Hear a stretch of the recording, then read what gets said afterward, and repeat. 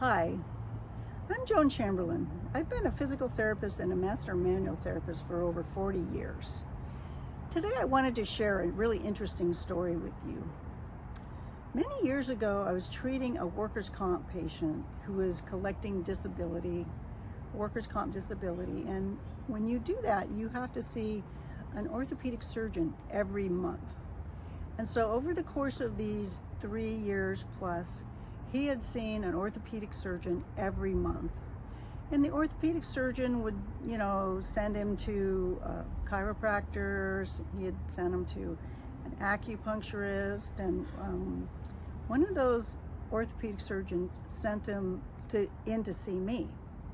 And this man had something called a spondylolisthesis, which is a condition where a vertebrae part of it might break off and actually move forward toward the spinal cord, but they actually usually do really well with physical therapy. So anyway, he comes in to see me, and he's got this we call it a spondy. That's our nickname for spondylolisthesis. And he had a spondy at L4, which is really low down on the bottom of his spine.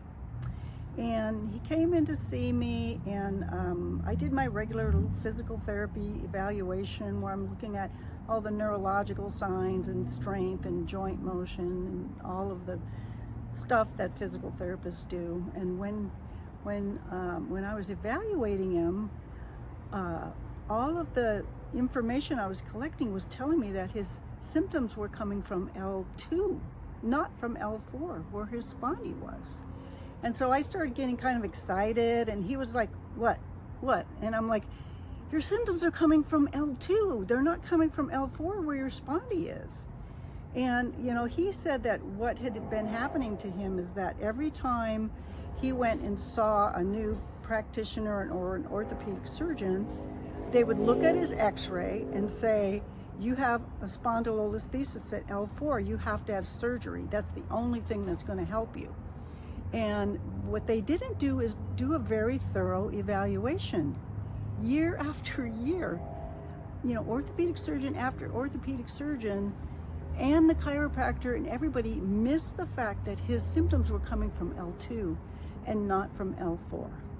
So I'm telling you this story because I want you to understand that it's not very effective to use x-rays and MRIs to make a diagnosis, because what you have to do is really correlate what the studies like x-rays or MRIs are showing with the patient's symptoms.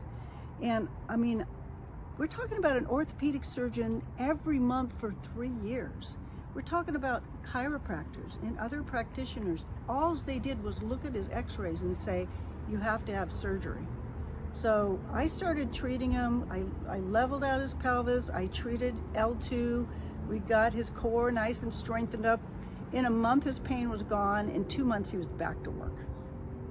So again, I'm telling you this because I want you to understand how important it is to not make a diagnosis just from your study and really get a thorough evaluation.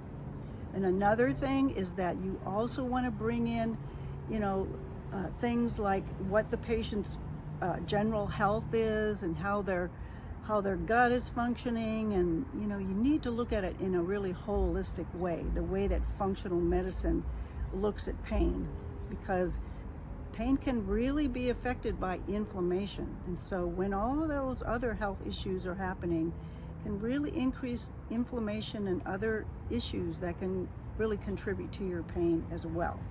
So if you're one of those people that's had, stubborn pain and you really want to get some answers to it, I'd really love to do a free consultation call with you. And I hope you give me a call and we can work as a team to get rid of your pain.